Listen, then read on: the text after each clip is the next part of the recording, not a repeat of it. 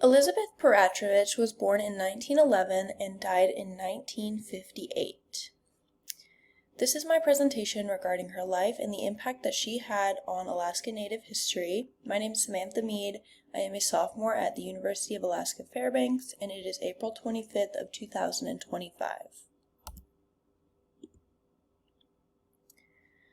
Elizabeth Peratrovich was born in Petersburg, Alaska on July 4th of 1911 to the Tlingit clan of the Raven moiety. After being orphaned young, she was adopted and given the name Elizabeth Wanamaker, and then she grew up in Petersburg and moved to Ketchikan before attending college in Bellingham, Washington.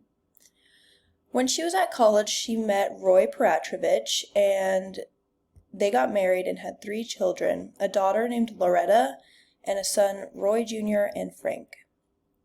Their developing family moved around for a few years before relocating to Klawock, where Roy served 4 terms as the mayor, and then finally to Juneau, Alaska, where they lived for the remainder of their lives.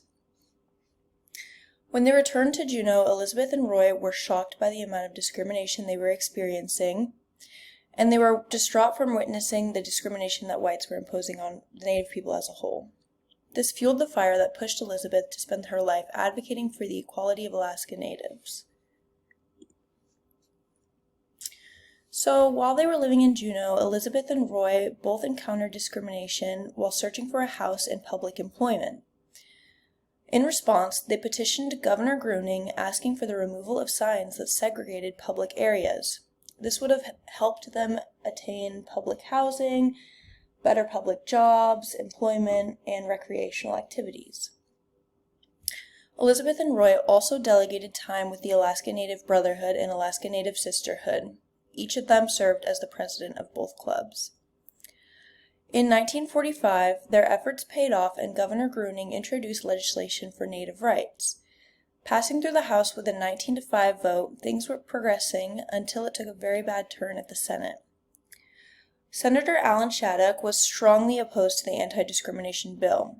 For the remainder of the discussion, Shattuck and Peratrovich posed conflicting arguments in hopes to persuade the majority vote.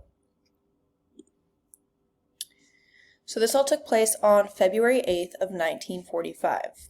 So in opposition, Senator Alan Shattuck strongly opposed the anti-discrimination bill, claiming that people barely out of savagery wanted to associate with whites that had 5,000 years of recorded civilization behind them.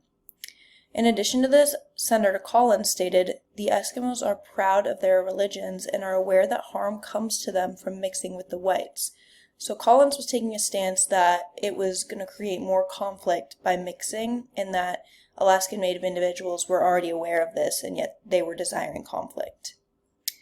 Backing this argument, Senator Frank Whaley describes the disgust of sitting next to an Eskimo in a theater because they smelled. After hearing the opposition, Elizabeth stood up and calmly spoke. "I would not have expected that I, who am barely out of savagery, would have to remind gentlemen with 5,000 years of recorded civilization behind them of our Bill of Rights." She then provided a detailed description of the prejudice in her daily life and the amount of discrimination that she and her family had been experiencing. The assembly grew silent, and Roy also spoke. Finally, after hearing both sides of the argument, Senator Shattuck begged the question, "Will the bill eliminate discrimination?" Peratrovich responded by acknowledging a bill may not be the end-all action, but at least the legislation can represent the greater good and tell the world that discrimination is of the past. After concluding, Peratrovich earned a rousing applause from the audience. The bill was passed by an 11-5 vote.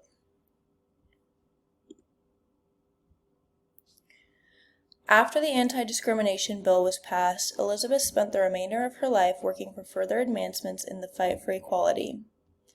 Her and her family moved around, eventually moving to Denver, Colorado, before having to return to Alaska after Elizabeth fell ill.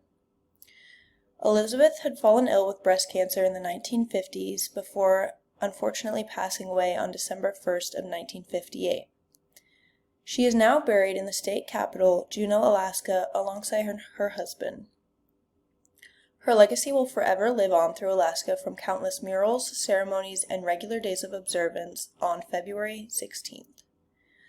The picture below on the right-hand side of the screen is a current picture of her grave, and the picture to the left on the upper quadrant of the screen is from a Southeast